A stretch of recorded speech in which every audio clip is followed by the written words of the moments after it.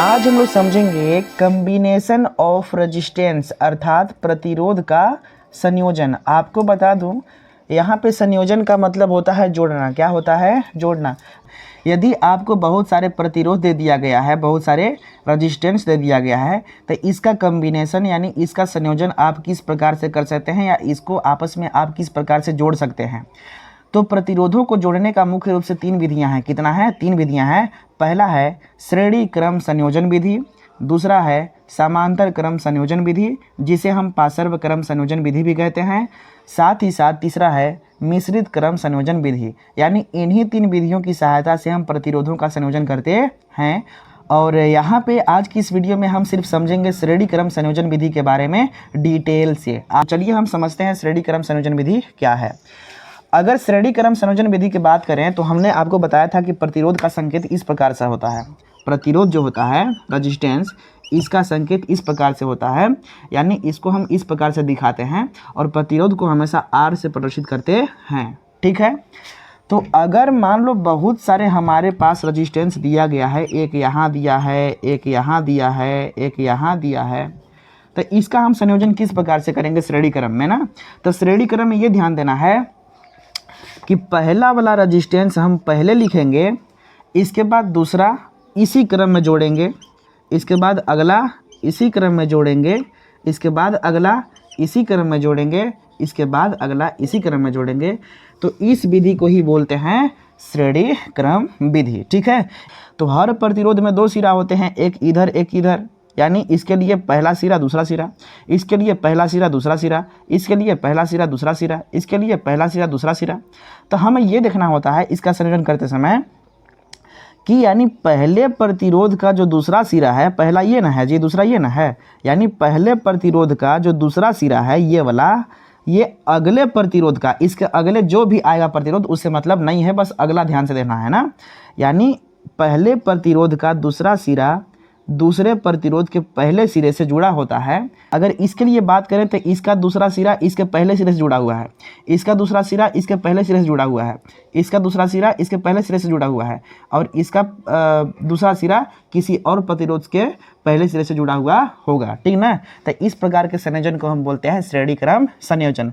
अगर इस चीज़ को ध्यान से देखा जाए तो इस प्रतिरोध का दूसरा सिरा अगले प्रतिरोध के पहले सिरे से जुड़ा हुआ है और इसका दूसरा सिरा अगले का पहले सिरे से जुड़ा हुआ है।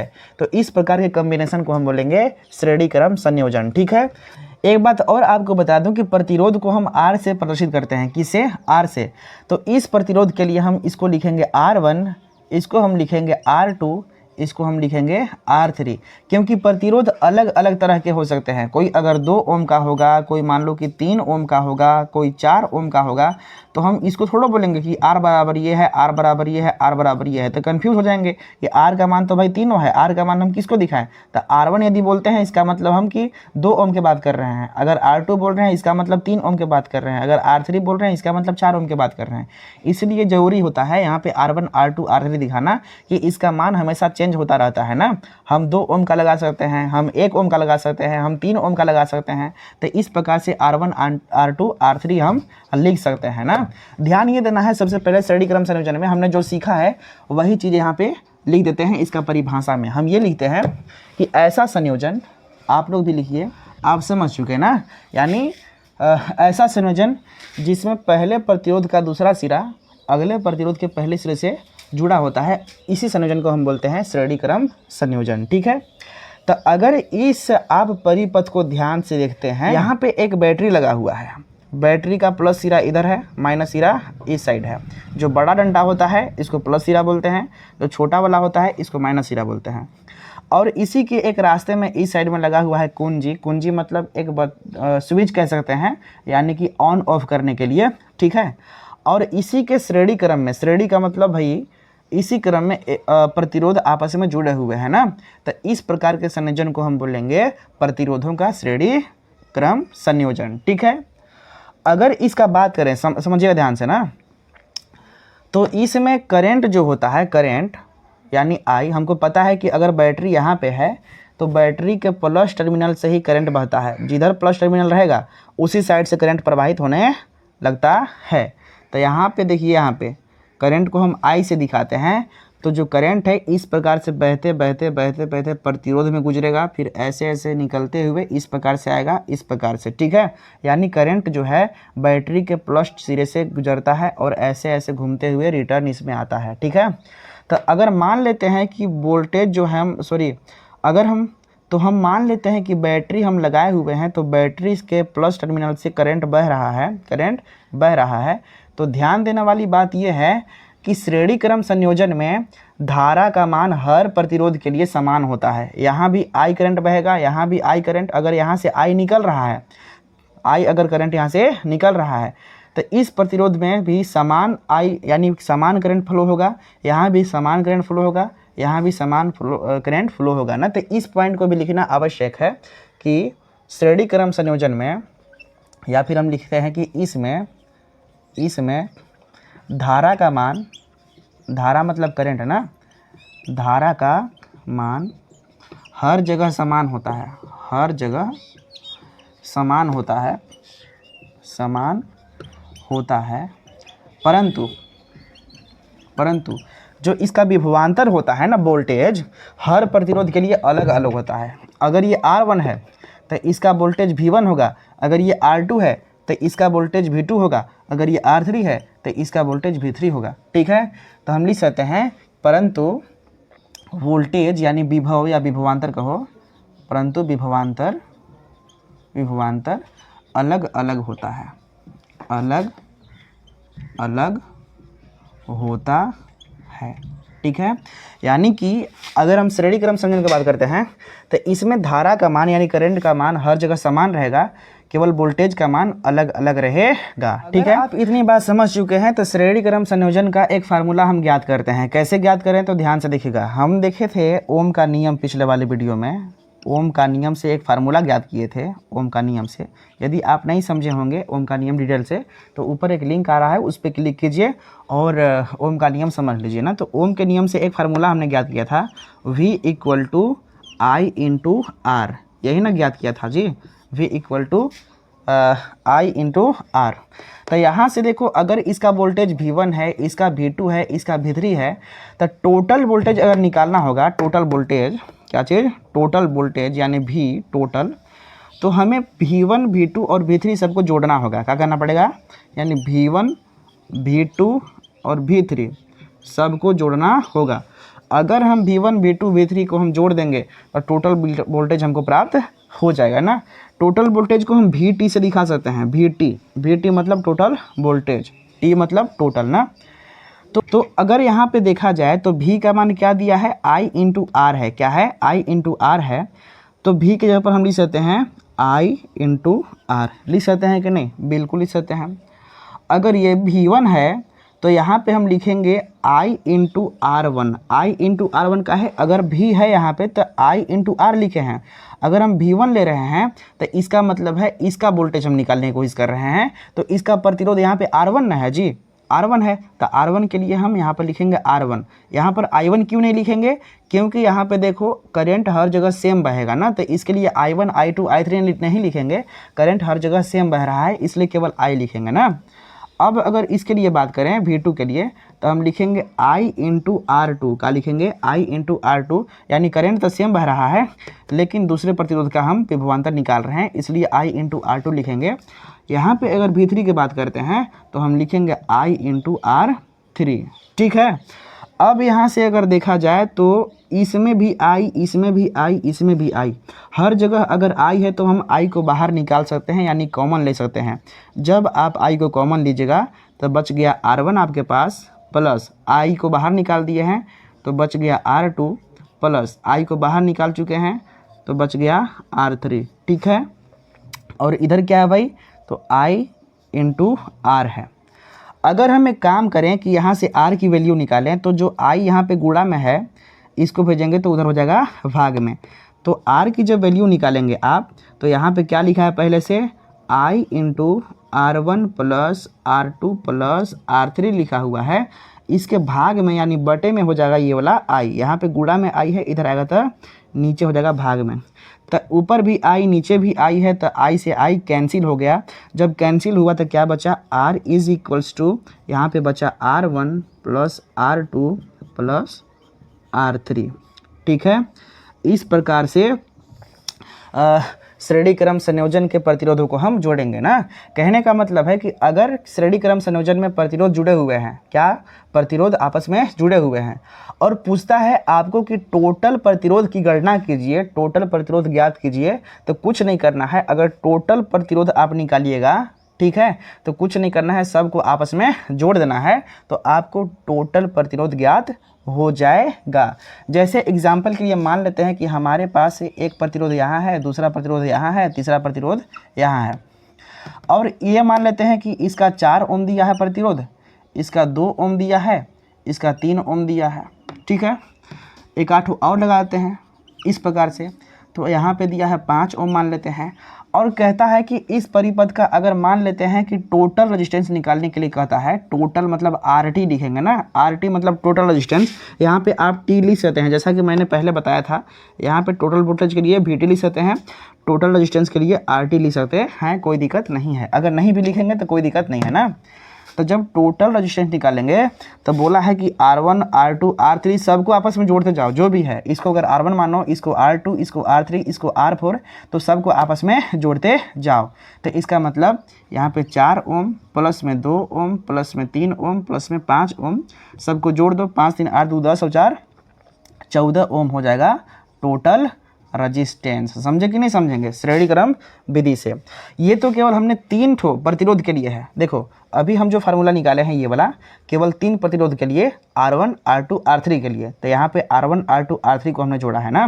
लेकिन जब बहुत सारे प्रतिरोध रहेंगे तब क्या करेंगे भाई, यानी अनंतों आपको प्रतिरोध मिल जाए, बहुत सारा प्रतिरोध 10, 20, 30, 40, 50, तो उसके लिए फार्मूला क्या बनेगा। ठीक है, तो ध्यान देना, एक मैं लिख दे रहा हूँ यहाँ पे, एक चीज़ लिखता हूँ, यदि परिपथ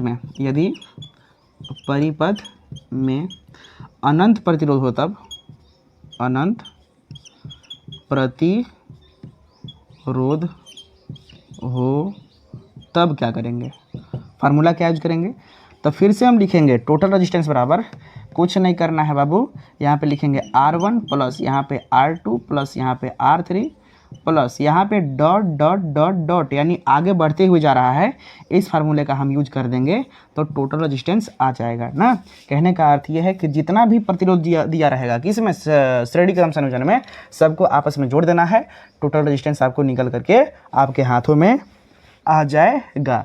तो हमने समझा श्रेणी क्रम संयोजन के बारे में कुछ डिटेल से, तो हमने समझा इस वीडियो में श्रेणी क्रम संयोजन के बारे में डिटेल से ना, और इस पे आधारित एक सवाल को हमने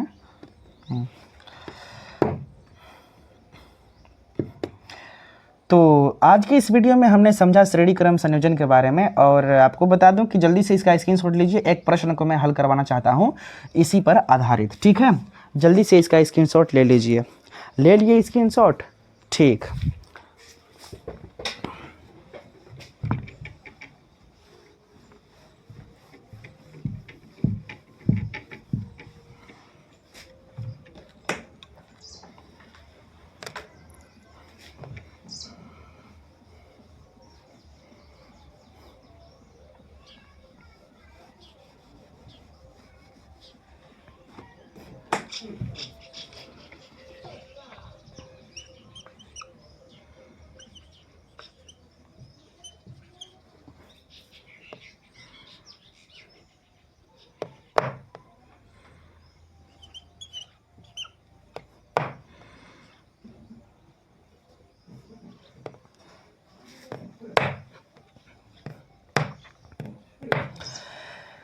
ध्यान से इस फिगर को देखिएगा।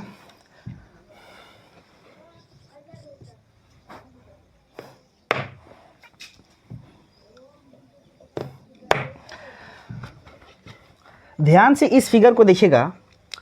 अगर इस फिगर को ध्यान से देखते हैं, अब ध्यान से समझिए एक प्रश्न को ना, मैंने यहाँ पे एक, अब ध्यान से देखिएगा इस प्रश्न को, मैं समझाने की कोशिश कर रहा हूँ कि एक फिगर बना हुआ है, जैसा वही फिगर है, बस हमने कुछ नहीं किया है, रेजिस्टेंस का मान केवल रखा है ना। मान लेते हैं कि यहाँ पे 10 ओम है, यहाँ पे कितना है 2 ओम, यहाँ पे 5 ओम का प्रतिरोध लगा हुआ है, और जो बैटरी है 20 वोल्ट का है। कितने वोल्ट का, 20 वोल्ट का बैटरी लगा हुआ है।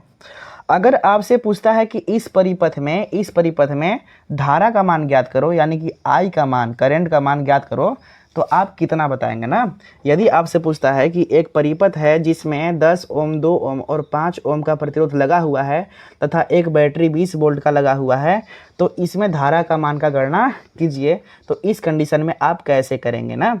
तो ध्यान से देखिएगा कि ओम ये बताए थे, ओम के नियम से क्या बताए थे, V = I × R, यही ना फार्मूला था जी। हमें क्या ज्ञात करना है, I ज्ञात करना है। क्या ज्ञात करना है, I। अगर I का ज्ञात करना है मान, तो यहाँ पे R को जब भेजेंगे तो V/R हो जाएगा। क्या हो जाएगा, V/R। अगर I का मान निकाल रहे हैं तो V/R की आवश्यकता है, यानी हमको वोल्टेज पता होना चाहिए और रेजिस्टेंस पता होना चाहिए। अगर वोल्टेज रेजिस्टेंस पता रहेगा तो हम करंट निकाल लेंगे ना। तो यहाँ पे तो वोल्टेज पता है हमको, 20 वोल्ट दिया है, यहाँ पे 20 वोल्ट तो दिया है, लेकिन रजिस्टेंस अलग अलग प्रकार से लगा हुआ है, तो हम टोटल रजिस्टेंस निकालेंगे सबसे पहले। टोटल रजिस्टेंस मतलब सबको जोड़ेंगे, ठीक है। तो जोड़ने के बाद यहाँ पे लिखना पड़ेगा, ओके। तो यहाँ सबसे पहले अगर देखा जाए तो इसको हम सॉल्व कैसे करेंगे ना। तो अगर सॉल्व करने की बात आती है, सबसे पहले आप इसका टोटल रजिस्टेंस लेते हैं और उससे पहले आपको लिखना पड़ेगा। तो अब इसको हम सॉल्व कैसे करेंगे, प्रश्न को आप हल कैसे करेंगे। सबसे पहले आप एग्जाम में जब करेंगे तो एक तरीका आप लिखिएगा, दिया है करके ना। दिया है प्रतिरोध जो दिया होता है लिख देना ना। 10 ओम, 2 ओम, 5 ओम श्रेणी क्रम में जुड़ा है। किसमें, श्रेणी क्रम में जुड़ा है। किस क्रम में, श्रेणी क्रम में जुड़ा है। इसके अलावा क्या दिया है, V = 20 वोल्ट दिया है। V मतलब क्या चीज़, विभवांतर ना। तो I = क्या होगा ये पूछा है।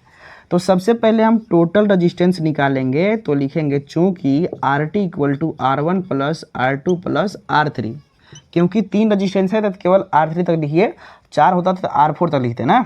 तो लिखेंगे इसलिए RT = यानी टोटल रजिस्टेंस बराबर, R1 का मान कितना है 10 ओम, तो 10 ओम लिख लीजिए, प्लस इसको 2 ओम लिखिए, प्लस इसको 5 ओम लिख लीजिए। तो 10 और 2 12, 12 और 5 17 ओम हो गया। कितना, 17 ओम टोटल रजिस्टेंस हो गया, यानी RT = कितना, 17 ओम मिल गया। अब हमें क्या करना है, हमें करंट के मान ज्ञात करना है। तो लिखेंगे चूँकि I = होता है फार्मूला V/R, किसके नियम से, तो यहाँ पे लिख देना ओम के नियम से,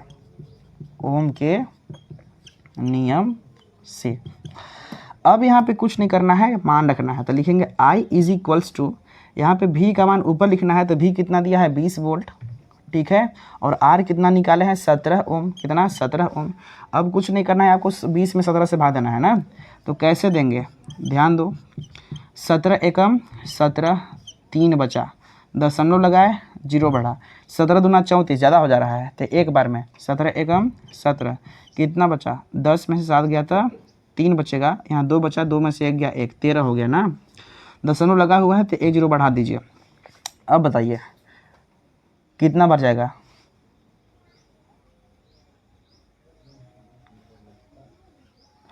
17 सते 119, ठीक है।